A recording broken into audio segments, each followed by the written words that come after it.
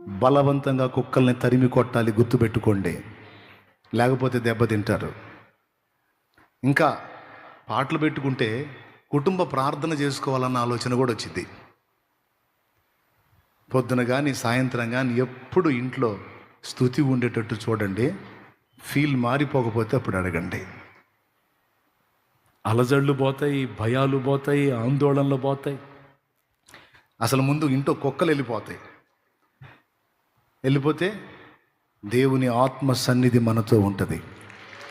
అందుకే నీతిమంతుల గుడారాల్లో ఏం వినపడతాయి? గౌగౌల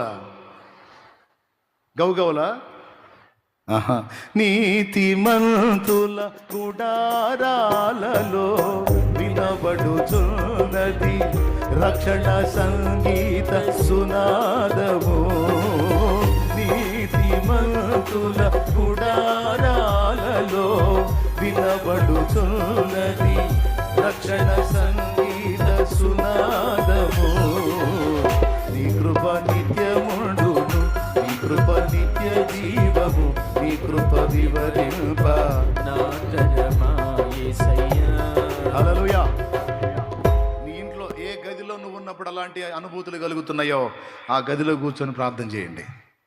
ఆ గదిలో కూర్చొని ఆ కుక్కల్ని బంధించండి. యేసు నామంలో, యేసు రక్తంతో బంధించండి. అవసరమైతే దైవజనుని లేకపోతే విశ్వాసులు నలుగురిని కూర్చోబెట్టుకొని అక్కడ ప్రార్థన చేయండి. రెగ్యులర్గా ప్రార్థన చేయండి.